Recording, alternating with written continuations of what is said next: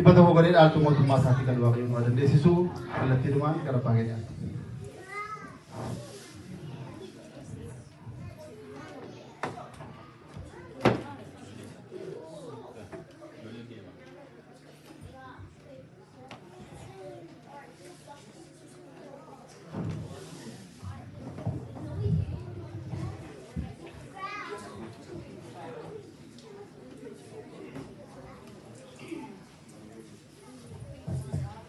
Magaba kadilma kana fura kullu sadawa katokot amin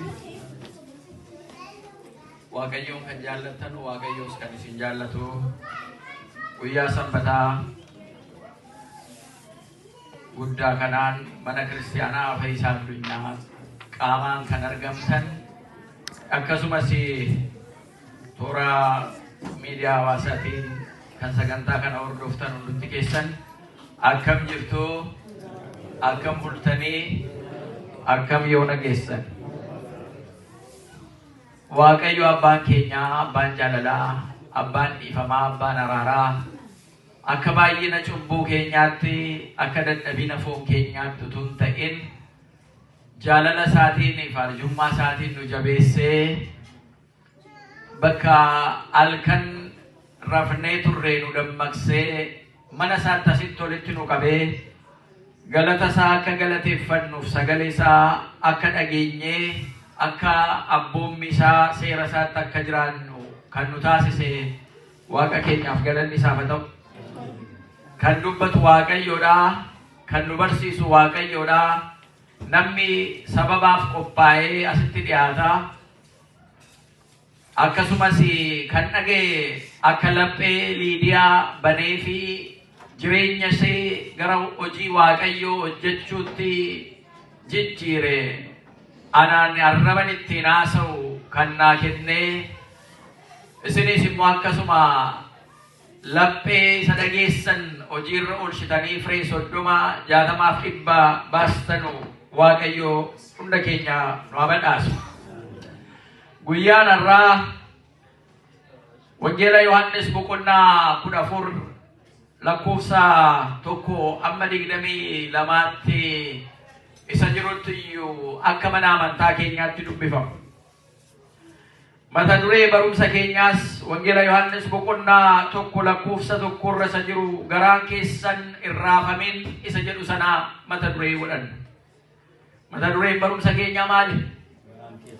Garaan keessan irraafamin jecha kana maaliif akka dubbatee gooftaa keenya kan dubbate gooftaa keenya Yesuus Kiristoos eenyuuf akka dubbatee kana keessatti maaltu akka jiru ilaallee gara jireenya keenyaatti immoo yeggoo jijjiirroo garaan keenya waa'ee maaliitiif raafamaa jenneetu of gaafannaa jechuudha. Qalbiin keenya waa'ee maaliitiif raasamaa, sammuun keenya waa'ee maaliitiif raafamaa, maalitti dhiphachaa jirraa isa jedhu kana keessatti ilaallee adeemsi keenyaa fi yaadii keenyaa tarii kallattii waaqayyotti nu barsiisu gooftaan keenya Yesuus Kiristoos garaan keessan irraafamin isa jedhu sanaan kallattii sanaan deemaa jirramoo tarii yaada fooniitiin qabamnee beekumsa fooniitiin qabamnee jecha sagalee waaqayyoo nama jabeessu irraanfannee deemaa jirraa isa jedhu waliin ilaalla jechuudha. Kutaa barumsaa kana keessatti waa'ee amantii argina. Waa'ee amantii sirriitti argina. Kana duwwaa miti waa'ee nagaa isa amma addunyaan dhabdee jirtu. Isa mana namaa keessa dhabamee jiru. Nammumti tokkoyyuu jireenyuma isaa keessatti isa dhabee jiru waa'ee nagaallee achi keessatti argina. Kutaadhuma kana keessatti waa'ee mootummaa isa samii argina. Waa'ee itti tsoomnee, waa'ee itti waaqa kadhannee, hojii hafuurawaa hojjennu kun dhaqnee akkuma jiraattota fooniif jiraatanii waa'ee lubbuu isaanii hin beekne adeemsi keenyaaf dadhabinni keenya hundumtuu lafuma kanarratti waan hafutuun ta'in mootummaan inni samiirraa akka jiru immoo nu mirkaneessa. Isa kana immoo kutaadhuma wangeela Yohaannis boqonnaa 14 lakkoofsa 1 amma 22 kana keessatti illee waa'ee mootummaa samii arginaa jechuudha. Inni kan biraa karaa gaarii kan Waaqayyoon irratti argatu, kan Waaqayyoon irratti beeknu, daandii gaarii kana keessatti illee hubannu. Karaan akka fedhii Waaqayyootti irra deemuudhaaf qabnu, lubbuun keenya irra deemuudhaaf jirtu, daandii lafarraa yoo hin jiraanne namni walitti dhufuu hin danda'u, namni walitti deemuu hin danda'u. Kanaaf namni lafarra jiru karaa isa lafaa, karaa isa galaanaa, karaa isa qilleensarraatiin geejjiba uummateetu namni walitti dhufa. Egaa karaan inni nu immoo hafuurawwaadhaan Waaqaa wajjin walitti dhufnu isa kamii isa jedhu sana as keessatti illee argina jechuudha. Inni kan biraa hojii hafuurawwaa qulqulluu. Kutaan kun baay'ee kutaa cimaa waan baay'ee qabee jirudha. Isa kana keessaa hojii hafuurawwaa isa qulqulluu ta'e maal akka gochuu qabnullee kana keessatti gooftaan keenya fayyisaan keenya Iyesuus Kiristoos nutti himaa jechuudha. Akkasumas jaalala Waaqayyoodhaaf qabnu, jaalala Waaqayyoon isinuu qabu kana keessatti illee ilaallaa jechuudha. Egaa kutaan kun kutaa jechisaa tokko tokkoon irra deddeebisnee xiinxallee ilaaluu dandeenya, hiiknee ilaaluu dandeenyudha. Kanaaf gooftaan keenya Iyesuus Kiristoos haaluma jalqabe Yohaannis boqonnaa 14 lakkoofsa 1 irratti garaan keessan irraafaminii jedheen duukaboota isaanii. Yerootu ga'e, yeroon kun barsiisaan isaanii, lallabaan isaanii, ala dhukkubsataan kan jara fayyisu, ara jarri beela'aan kan jara nyaachisu, Iyesuus Kiristoosiitu egaa hojii isa dhufeef isa lafarraa kana raawwatee gara teessoo isaa samii irratti, gara kabaja isaa samii irratti Abbaaf Hafuura Qulqulluu wajjin kan ittiin galateeffamu sana teessoo isaa Suraafeeliif Kirubeel baatanii qulqulluu qulqulluu qulqulluu jedhanii galateeffatan sana gara sanatti deebi'uudhaaf jira jechuudha. Jireenya isaa lafarraa waggaa 33 walakkaa sana fixee du'ee du'a mo'atee ka'ee guyyaa 40 eega du'aa ka'ee booda jara wajjiniin oolee bulee jara barsiisee jara cimsee jara jabeessee alanni jara irraa du'aan addaan ba'ee ture garaan isaanii raafamee waan waamamaniif sana irraanfatanii maali inni Israa'eliin bilisa baasee nuyi immoo isaa wajjiniin teessoo isaa irratti muudamnee jiraannatu jennu barsiisaa keenya nama qulqulluu nama cubbuu hin qabaanne akkanaan Ayuudonni hangafoonni lubootaa fi barreessitoonni Ayuud qabanii nu jalaa fannisanii nu jalaa ajjeesanii. Kanaaf booda maal goonaa jedhanii waan inni itti hime waan inni jara barsiise sana hundumaayyuu irraanfatanii gara hojii isaanii gara qurxummii qabuutti iyyuu kan deemes keessaa ture, gara magaala isaaniittu kan bittinna'anu keessaa turanii jechuudha. Garuu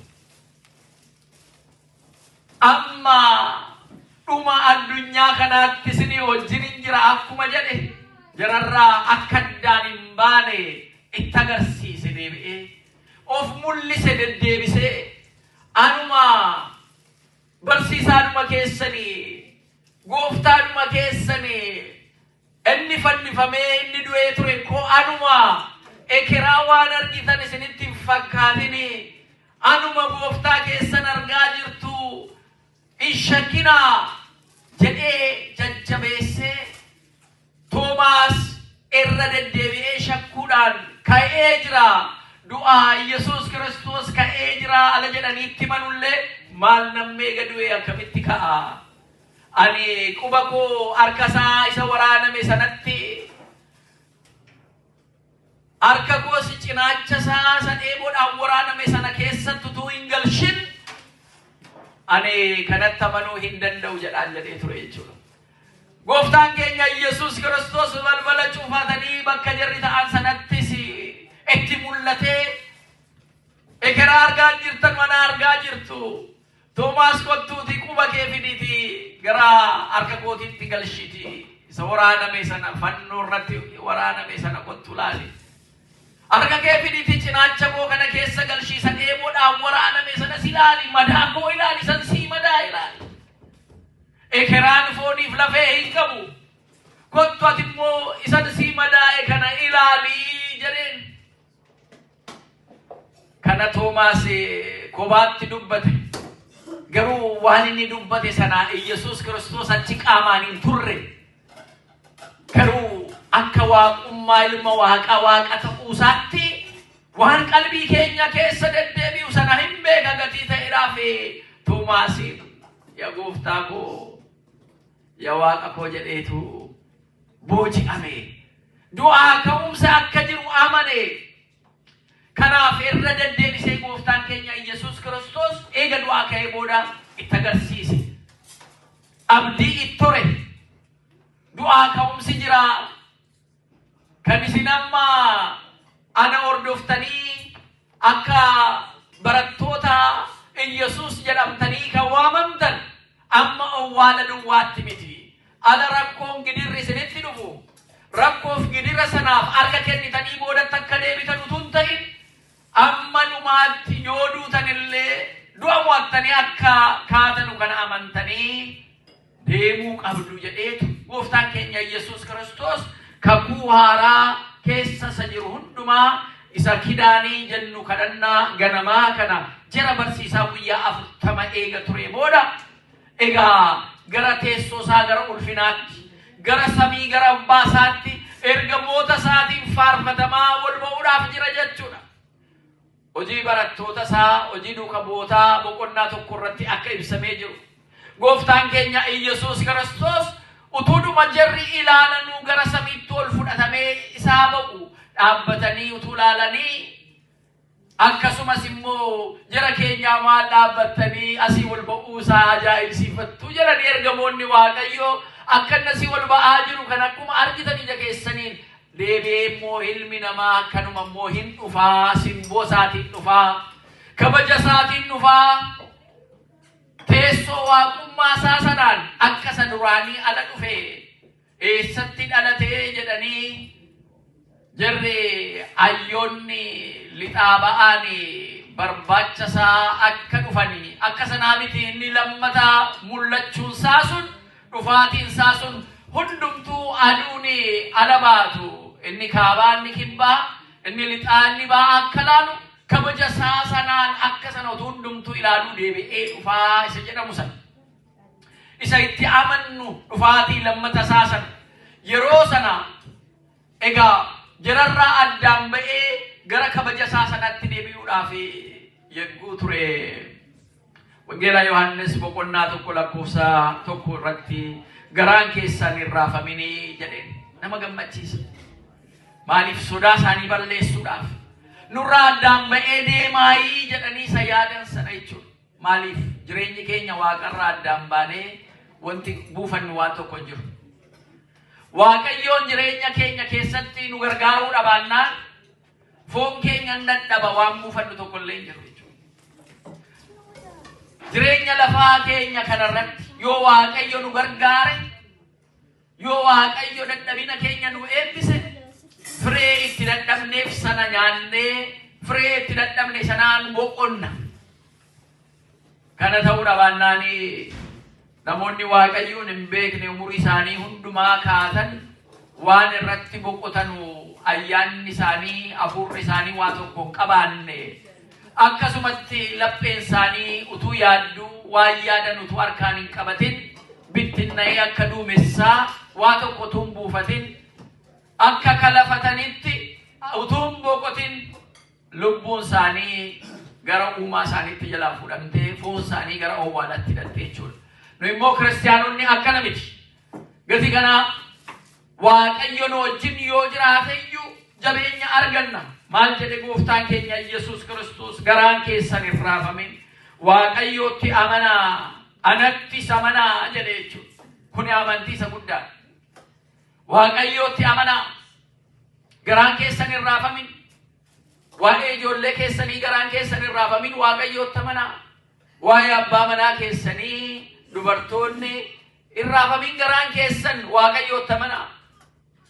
Waa'ee abbaa manaa keessanii, waa'ee haadha manaa keessanii jarri dhiiraa garaan keessan hin raafamin Waaqayyootti amanaa. Waa'ee bultii keessanii inni hin fuune inni hin heerumne waa'ee gaa'ilaa Waaqayyootti amanaa dursaati.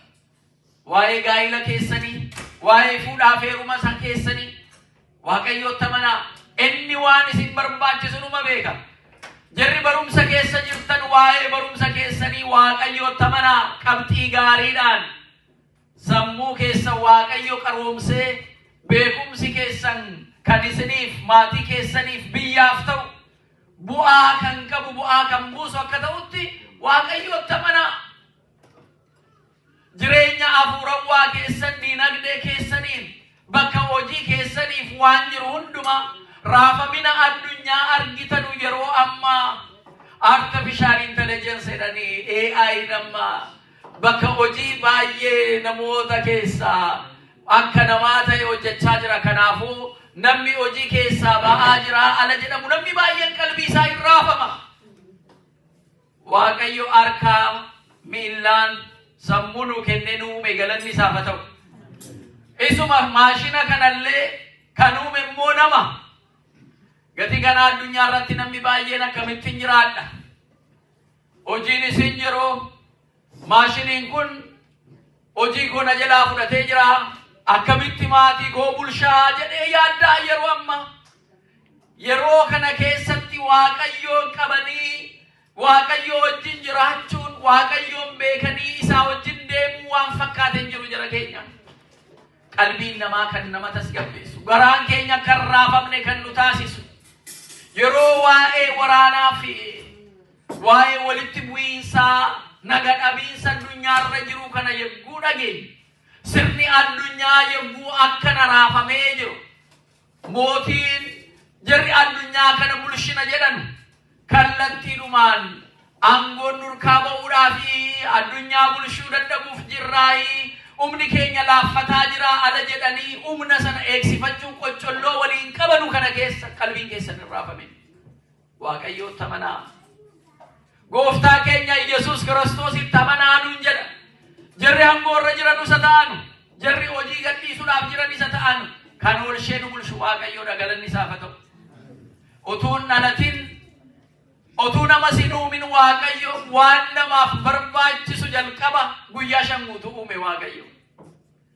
Guyyaa 5 utuu nama uumin waan namaaf barbaachisu kana hundumaa uume. Nu isa Waaqayyo uume irratti wal didaa jirra.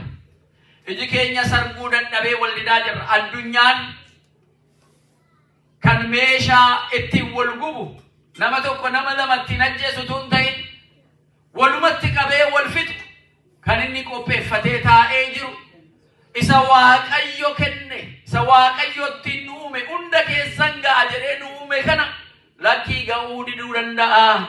Gatii kana humna keenya jabeeffannee waan jiru ofuma keenyaa iyyuu daddafnee saammanna jedhee addunyaan inuma saama hin quufu. Eeguma mootummaan namaa lafarratti hundaa'ee namni mootummaa lafarraatiin buluu jalqabee inuma saamaa, inni ijaarrataa, waan gaarii keessa jiraataa. Isa booda immoo deebisee wal gubee wal balleessee magaala meeqatti baasee ijaari sana balleessee waraanaan gubee balleessee daaraa buturoo godhee achi booda immoo daaraa sana taa'ee immoo lafaa jalqaba. Kun wallaalina. Kun gaarummaas miti. Amma yogguu sammuu namaa arginu waan tokko eega uumee booda waan tokko eega oomishee booda itti fayyadamee immoo deebisee isa balleessee immoo kan biraa hojjeta. Enquufu yaadi namaa. Kanaaf waaqa san uume miti kan nu dhowwate jechuudha. Arkuma namaa keessa galeetu eebba waaqayyotti nu eebbise sana argachuu dadhabneetu garaan keenya raafamaa jira jechuudha. Addunyaan kun raafamaa jira jechuudha. Kanaaf nun immoo gooftaan keenya Yesuus Kiristoos maal nuun jedha? Garaan keessan maaliin ta'e? Hin raafamini. Garaan keessan hin raafamini. Jireenya keessanitti, kan maatii keessanitti, hojii keessanitti, ba'uu galuu keessanitti ani isinii wajjin hin jira jedhe maqaan isaa ulfaatu. Amma dhumaatti natti amanaa jedhe. Isa miillaan deddeebinuu miti. Qalbii keenyaan, hafuura keenyaan. Isa ala nama amantaa keessa jiru arginu miti. Ala namni amantaa keessa hin jiraanne sana jiru. Isa kana walitti dhufnee waaqeffannu duwwaa miti. Kophaa keenya sana jirru. Kophaa keenya sana jiraannu. Waaqayyo yeroo hundumaa nu wajjin jira jennee qalbii keenya, yaada keenyaa fi laphee keenya guutuudhaan waaqayyo waaqeffachuu. Waaqaan alatti gubbaa samii irratti gadi fagoo kana galaana keessatti isa ta'u lafa kana irratti kan isa fakkaatu hin jiru. Aniif manni koo eenyuun waaqeffanna jechuu qabna? Waaqayyoon waaqeffannaa jechuu qabna jechuudha. Waaqa irratti cichuu qabna jechuudha. Iji keenya isa ilaaluu qabna jechuudha. Maaliif yeroo burjaajiin akkanaa addunyaa irratti ta'u namoonni tokko furmaata ta'aa kan jedhani waan baay'ee fidanii dhufu. Tarii kana qoricha ta'a, tarii kanatu keessaa nu baasa jedhee namni kallattiinuma danda'e hundumaan waan rakkina kana keessaa ba'u gaafa talmaamee, gaafa himatee, gaafa qopheeffatee jedhu inni sun immoo waaqa nu irraanfachiisuu danda'a. Karaa waaqaa keessaa nu maqsuu gatii danda'uudhaaf gatii kana yeroo akkanaa waaqayyootti cimanii waaqayyo wajjin jiraachuu kan fakkaate hin jiru. Duuka bu'oonnis karaan isaanii kan raafame Yesuus Kiristoos jararraa addaan ba'uudhaaf gatii tureedhaaf jechuudha. Qaamaan jararraa deemuudhaaf jira. Gatii kanaas irraa addaan baanee akkam jiraanna jedhanii garaan isaanii raafamani. Amma tarii nu keessaa cubbuu keessan galee karaa waaqayyoo abboommiif seera waaqayyoo dhiise jedhee namni garaan isaa raafamu jirammoo tarii waan lafaa kana jireenya lafaa kanatu nu jalaa irrate jennee raafamna. Bakka kamii garaan keenya kan raafamaa jiru? Isa dadhabina abboommii waaqayyoof seera waaqayyoo eeguu dhiisuu keenyaaf yoo ta'e eebba arganna. Qalbiin keenyas ayyaanni keenyas waaqayyoo guutummaatti argachuu gatii barbaaduudhaaf. Isa ta'uu yoo dhabaanne garuu dadhabinatti kufneetu addunyaan kun nu fudhattee deemti jechuudha. Kanuma faarfannaa Daawit boqonnaa 56 lakkoofsa 3 irratti hin sodaatinii nuun jedha Waaqayyo. Hin sodaatinaa. Namni waaqayyoo sodaan qabu hin sodaatinaa. Maaliif waaqayyootu nu wajjin jira gatii ta'eedhaaf maqaan isaa ulfaatu. Waaqayyo nu wajjin jira taanaan waan sodaannuuf waa tokko hin qabnu jechuudha. Garuu kan qulqulleeffachuu qabnu waaqayyo nu wajjin jiraa isa jedhudha. Waaqayyo nu wajjin jiraachuudhaaf nuyis waaqa wajjin jiraachuudhaaf abboommii isaa eeguu keenyaaf seera isaatiin deddeebi'uu keenya ilma isaa tokkicha Yesuus Kiristoositti amanuu keenya isa nuu du'e du'a mo'ee isa ka'e isatti amanuu keenyaaf jireenya bara baraa argachuu keenya mirkaneeffachuu qabna.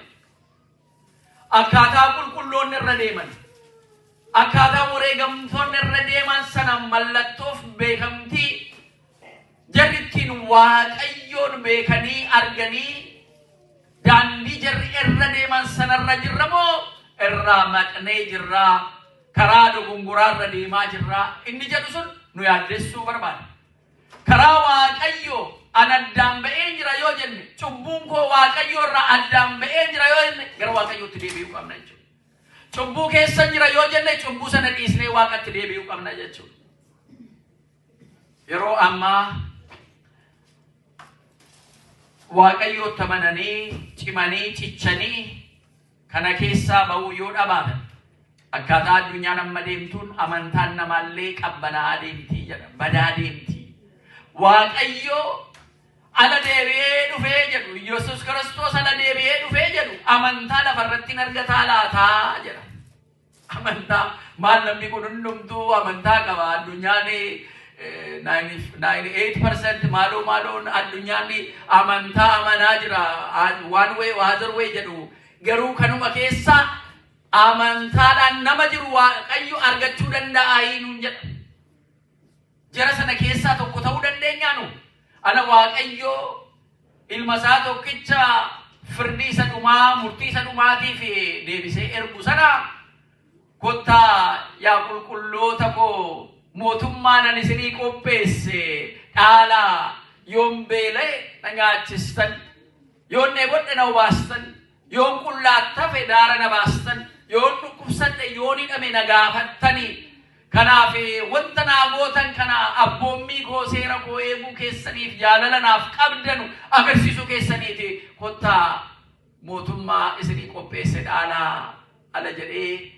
jedhu sagalee jireenyaa sana dhageenya jara kana keessaa tokko ta'uudhaaf qophoofnee jirra isa kanaafi dadhabinni keenya isa kanaafi ciminni keenya moo bu'aa isuma yeroodhaaf fooniin argamee badu sanaafi maaliif sagalee kan biraatu jira mooti narraa achi deemaa beelofnaan nan nyaachisne eebonnaanis nan obaasne qullaattaaf naan daara nan baasne hidhamnaan dhukkubsannaan dhuftanii nan gaafanne kanaafuu narraa achi deemaa nan beettanu jedhamaa yaa Waaqayyo maqaa kee faarfachaan turre maqaa keetii raajii dubbachaan turre maqaa kee galateeffannaan turre yaa gooftaa jechaan turre jedhaniitu deebisu dhugumaan isiniin jedha nan beettanu jedhaanii egaa jireenya hafuurawaa Waaqayyo beekuu jechuun walirratti Waaqayyoon arguu jechuun Waaqayyoon arguu jechuun obboleessa kee ijaan argitu kana Waaqayyo na arga jettee alanni beela'u nyaachisu alanni dheebotu obaasuun alanni qullaattafu daara baastee alanni hidhamu alanni dhukkubsatu bira dhaabbachuun akka Waaqayyoon tajaajiltee akka ta'e sammuu keenyatti qabaachuu qabna jechuudha. Maal namni amma lubaa maal jechuu keeti nama la nyaachisan quba nama ciniina ala dhaqanii mana hidhaatti gaafatanu isaa wajjin hin tureem jedhee nama himateetu hidhaa isaa wanjala isaatti nama galshaa maayinuma rakkanneemi isa gargaarrus isa gaafannus inuma dhabneem jechuu dandeessu ta'a. Namicha sanaaf hojii isaa ilaaltanii miti. Waaqayyoon ilaaltaniitu jecha isaa kana ilaaltaniitu dhumarratti boqonnaa akkasinii kennu mootummaa Waaqayyoo akkasinii banu ilaaltaniitu hojii kana hojjettu jechuudha kana hojjechuu kan qabnu jechuudha kana malee jaalalli namaa Wangeela Maatiyos boqonnaa 24 irratti akka jiru qabbanaa'ee jira amantiin namaa laafee jira bara kana keessa yeroo dhumaatii fakkaatu kana addunyaan yeroo waraanaaf waa'ee waraanaa dhaga'ama jedhamu kana keessa jarri saayintistootaas jara keenyaa waan hin beeknetu lafa kanatti dhufee kibbeetti buudhaaf deema pilaaneetii tokkorraa waan dhufu jedhanii dhumaatii isa wangeelarra barreeffame inaasaan garuu waan lafa kanatti kibbee buudhaaf dhaqu waatu dhufaa jiraa jedhanii kaasu sasammuu isaaniitii ol ta'e maa inni wanti kunii ala jennu jarris hin beeknu meen qorannaa jedhu sagalee Waaqayyoo garuu lafti kuniif samiin kunii akka darbu inima jechuudha kan yeroo akka ta'e kanaaf amma jirrutti jireenya keenyaan eenyutti amanuu nu barbaachisa eenyutti amanaa Waaqatti amanaa yoo namni jiraates yoo namni jiraannes Waaqatti amanaa atiif manni kee Waaqatti amani yoo ollaan kee Waaqatti amanuu dhiises atiif manni kee Waaqatti amani yoo dhuma siree tokkorra ciista ta'e haadha manaa kee yookaan abbaan manaa kee Waaqatti amanu yoo jedhallee Waaqatti amani isan dhiisin garuu Waaqatti amanii nuun jedhe siree tokkorra ciisuu tokkoon fudhatama tokko inafaadha waliin dhagaa tokko minaan daakuu tokkoon fudhatamaa tokko inafaa jedha Wangeela Maatiyos boqonnaa 24 irratti akka waan haaraa ta'ee in ajaa'ibsiifatini waan ta'uudhaaf jiruudha dursee himamee jira kanumaaf Waaqayyo yeroo isaa kanarratti Waaqayyoon addaan ala ba'amu garaan akka raasamu duka boota isaarraa ala arginu inni immoo garaan keessan irraa saminnuu jedha. Inni nu waan, inni nu kabaje maqaan isaa ulfaatu. Kanumaa fi Filiphisiyoos boqonnaa 4 lakkoofsa 5 amma 7 gooftaan keenya fayyisaan keenya Yesuus Kiristoos sagalee isaatiin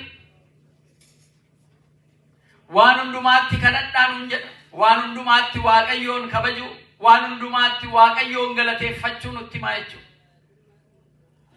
Garaan keenya akka hin raafamne, akka hin dadhabne, akka abdii kutannee boodatti hin jenne. Maaliif diinni keessan seexanni isin gargar baasuudhaaf isin gidduu deemaa jedha. Isin gargar baasuudhaaf isin gidduu deema. Utuu wal hamattanuu akka wal hin nyaanne, utuu wal nyaattanuu akka wal hin balleessine of eeggadhaa nuun jedha. Eessa keessa jirra? Bara informationii iraa jedhanii barri kun bara informationiiti, bara odeeffannooti. Bara odeeffannoo kana waan dhageenyu, kallattii ittiin dhageenyu qulqulleeffachuu dhabaannaan isa dhageenye irraa kan kee maraachuu dandeenya jechuudha. Isa dhugaa ta'eef isa dhugaa hin taane addaan baafachuun rakkisaa ta'a jechuudha.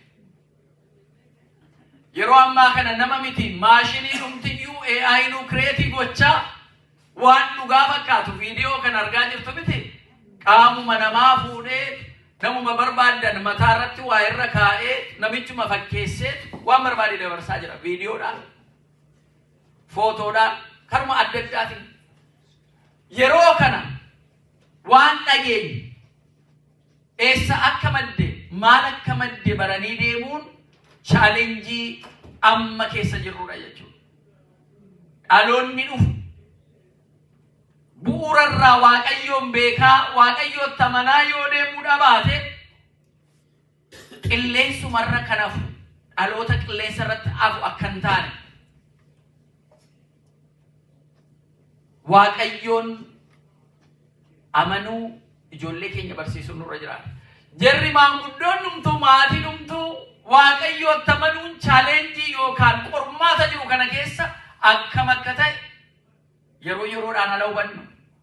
Utuu dandeenye guyyaa guyyaadhaan barreessaa deemnee waggaatti kitaaba tokko barreessina jechuudha. Waan keessa darbe isarraallee ijoolleen keenya barachaa deemu. Garuu amala barreessuu sana hin qabnu, muuxannoo barreessuu sana hin qabnu. Kanumaaf namni jireenya isaa irratti yegguu wanti tokko ta'u yeroodhuma sana barachaa deema. In barataa in irraanfataa, deebisee immoo barataa in irraanfata.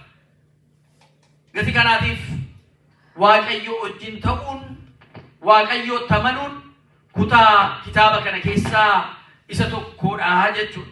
Kana duwwaan itti gooftaan keenya Yesuus Kiristoos kan inni jedhe, mana abbaa koo keessaa iddoo jireenyaa baay'eetu jira.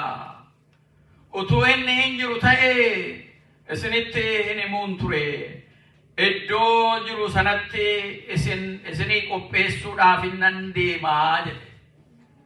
Bakka hin deemu mana abbaa koo, mootummaa abbaa koo keessa bakka baay'ee jira.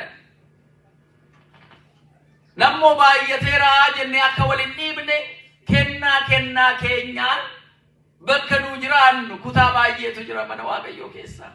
Wal hin dhiibinaa, wal hin nyaatinaa, wal hin tuffatinaa. Inni kun ganama dhufe, inni kun sa'aatii 9tti dhufe, inni kun sa'aatii 12tti dhufe, inni kun immoo sa'aatii booda sa'aatii 3tti dhufe, inni kun immoo eegaa aduun dhiitee 12tti dhufe hin jedhinaa. Kan kaffalu gatii isaa Waaqa isaa abbaa isaa samiirra jirudha. Isiniif akkuman jedhe mindaa keessan jireenya barabaraa isiniin kenna. Inni ganama sa'aatii 6tti dhufes, inni galgala sa'aatii 6tti dhufes, amma dhufetti anatoo gatii isaa kaffalaafi maa wal dhiibduu jedha. Maaliif fuulli keessan gurraachaa nuun jedha. Maaliif fuulli keessan gaddaa, lapheen keessan maa cabaa. Kanaaf inni mana Waaqayyoo keessatti ummata isaa tajaajilu, tajaajila isaa fufu, kennaa keessaniin itti fufaa. maal argannaa ala jettan mana abbaa kootii keessatti kutaa baay'eetu jira achi keessatti argattuu nuun jedha Waaqayyo.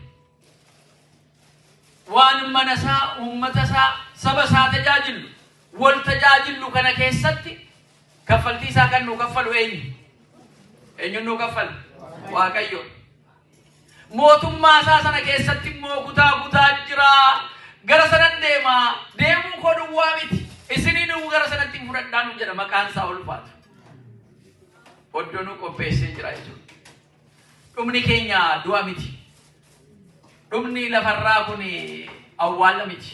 Awwaala ce'ee jireenya akka jiru kanaan nutti hime jechuudha. Mootummaa kana irratti tun ta'in mootummaa lafarraa kana tun ta'in mootummaa samii irratti Waaqayyo akka nu filatee jiru nutti hime jechuudha. Galanni Waaqayyoof haa ta'u. Kanaaf kennaa keessan addaan baafadhaa ilaalaa. Waan Waaqayyo gammachiisu waan isin gammachiisu sanallee akkaataa ittiin hojjettan sana jechuudha. Kana nu waan jenne nan deemaa bakka deemu sana immoo hin beektu gara sanatti isin fudhadhaa jenna. Toomaas yaa gooftaa eessa akka ati dhaqxu hin beeknu karaan immoo karaan ati ittiin deemtu immoo akkamitti baruu dandeenyaa ittiin jedhe Wangeela Yohaannis boqonnaa 14 lakkoofsa 5 irratti eessa nan deema jechaa jirta lafan deemu hin beektu jechaa jirta nu hin beeknu karaa ati itti deemtu sana hin beeknu karicha nutti agarsiisii ittiin jedhe gooftaan keenya Yesuus Kiristoos immoo karichi dhugaanii fi jireenyi anaa jedhe maqaan isaa ulfaatu. Karaan inni jireenya bara baraattiin argattanu sun karaan inni Waaqayyoon ittiin beektanu sun karaan inni sin sobaaf waan dhugaa addaan baafattanii ittiin deemtanu sun karaan mootummaa Waaqayyoo ittiin dhaaltanu sun karaan sun anaa. Karaan isin irra deemtanii Waaqayyoon ittiin waaqeffattan Waaqa amanaa anatti isa manaa jedhee jira. Abbaadhaan abbaa jechuudhaaf ilma ta'uu baruu qabdani. Karaan inni samiisuma kana amantaan inni samiirra jiru suma kana samiirra isa jiru yaa abbaa koo jettanii waamuudhaaf ilma isaa tokkicha samiirraa gara lafaatti isa erge isa amanuu isatti amanuun kun karicha isee dhibboo namoonni baay'een irra deemuu hin barbaanne filachuu hin barbaanne garuu immoo gara jireenyaatti iseen nama geessitu karichi anaa jedhe Yesuus Kiristoos. Kanaaf insi wajjin jira jedheen Toomaasiidhaan karichi anaa karaa duwwaa miti dhugaaniif jireenyi si anaa. Dhugaan addunyaa kana keessatti dhabamee yagguu jiru dhugaan bu'uurarraa badee jira ala jennu dhugaan ilma Waaqaa Yesuus Kiristoos. Namoonni eega dhugaa fannifanii booda dhugaan isaanii bada. Dhugaa eega jeesanii awwaalanii booda dhugaan isaanii bada. Dhugaan kun garuu dhugaa gati ta'eef biyyoo irra tuulanii dhagaa irra kaa'anullee biyyoo sana ofirraa diigee dhagaa sana ofirraa fonqolchee ka'e maqaan isaa ulfaatu. Dhugaa gati ta'eedhaaf hin dhokatu jechuudha. Namoonni baay'een dhugaan keenya jala nu jalaa boqote nu jalaa awwaalame nu jalaa dhagaan biyyoon irratti tuulame jiraachuu dandeenya ta'a. Namni inni kaan soba isaa dhugaa fakkeeffatee haasa'atee mirga isaa kabachiisee ala taa'u. Inni kaan immoo dhugaa laphee isaa tutuu qabu akkaataa ittiin ibsuuf humna ittiin ibsu sana dhabee dhugaan isaa jalaa ukkaamamtee kan haftee qalbii isaa jalaa cabee bu'u meeqa jira jechuudha. Yeroo eeggatti malee garuu dhugaan ba'umsee nooltu. Kanaaf dhugaan immoo dhagaa irratti tuulame sana hunda cabsitee baati. Gati kanaa dhugaan ilma Waaqayyooti. Dhugaan Yesuus Kiristoosidha. Gati kanaa dhugaa sin barbaaddan bu'uurri isaa isa kana duwwaa miti jireenyi iyyuu anaa jedhe Yesuus Kiristoos. Karaan isin irra deemtan amantaan dhugaan isin barattanu akkasumas jireenyi isin argattan ana dha. Maqaan isaa ulfaatu. Yohaannis boqonnaa 6 irrattis foon koo nyaadhaa inyaa kanas dhugaa dhiiga koo dhugaa jireenya bara baraa argattu ala jedhu kakuu haaraa sana nuu lafa nuu kaa'uu isaati jechuudha. Kutaan wangeelaa kun tokko tokkoon isaa jechoonni hiika baay'ee qabu. Hiika isaa kana utuu tokko tokkoon ilaallee waggaa tokko nutti fudhachuu danda'a. Iccitii gara samiitti ol ba'uudhaaf jiru barattoota isaa sanarraa addaan ba'uudhaaf qaamaan deemuudhaaf yegguu jiru sana gadduu isaanii argee kan inni iccitii itti dubbate keessaa bakki cimaan tokko wangeela Yohaannis boqonnaa 14 kana jechuudha. Kana duwwaa miti. Barattoota isaa keessaa ammas barataan tokko Filiphos kan jedhamu abbaa yaa gooftaa abbaa nutti agarsiisee nigaa jedheen. Mee abbaa jechaa jirtaati ilma abbaa jettee jirtaati abbaa nutti agarsiisee nugaa. Iccitii guddaadha kun. Bakka amantaan adda addaa irraa maddeedha bakki kun. Bu'uurri amantaa kan ittiin mirkanaa'edha bakki kun. Akka amantaa ortodoksiitti. Abbaan sanaan akka jiru hin beektanu. Amma wanaa Filiphos tun si wajjin jiru. Abbaan nutti agarsiisa akkamiin jetta. Abbaan anaa wajjin anis abbaa kooti wajjin hin jiraa jedheen. Bakki kun bakka amantaan keessumaa only Jesus akkasumas jara iccitii Sillaaseetti jara hin amanne monotheist jara jedhaman kan itti maddan keessaa kitaabuma dubbisaa bakka kanarratti qabxii kana kaasanii kan buufatanii baay'ee jiru jechuudha. Abbaan anis abbaan akkan jiru amanaala jedhu isa samiin banamee abbaan ilma kooti inna nan jaalladhu isa dhagaasa jedhe san irraanfatan jechuudha. Akka ortodoksiitti immoo abbaa ilma hafuura qulqulluu jennee amanna. Ilma dubbachaa jira. Ilmi jecha abbaati ala jennu lafti jechi kun immoo irraa maddu sun abbaadha. Tokkummaaf sadummaa yookaan iccitii Sillaasee isa jennu asirratti illee ibsa jechuudha. Kutaan inni kun kutaa baay'ee hiika baay'ee qabudha. Abbaa nutti agarsiisii Filiphos abbaa nutti agarsiisii fi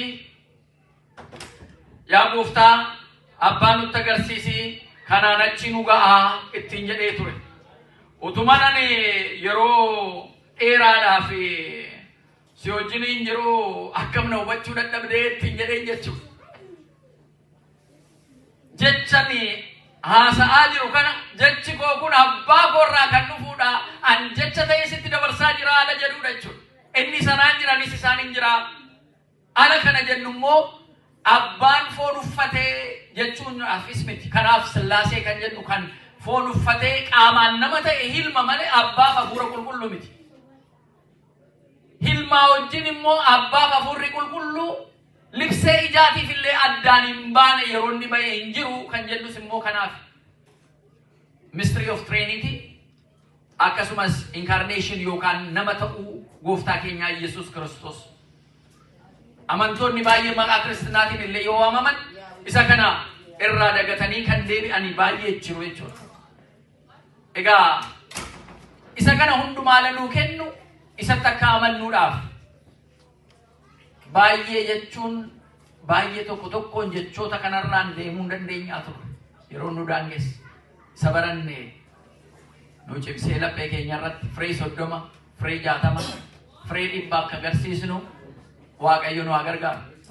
Lapheen keenya kan irraafamne Waaqayyo tamanuu gooftaa keenya Yesuus Kiristoositti amanuudhaan amma dhumaatti akka cimnu akkuma immoo jirarraa addaan ba'ee gara samiitti ala deemu isa sin jajjabeessu isa sin cimsu amantaa keessaniin hafuurri qulqulluun inni isinii dhufaa akkuma jedhe hafuurri qulqulluu sun immoo nurra bulee amma dhumaatti amantaa keenyaan nu haa cimsu. Waaqayyo nu haa eebbisu. Kan nu barsiiseef galanna ta'u.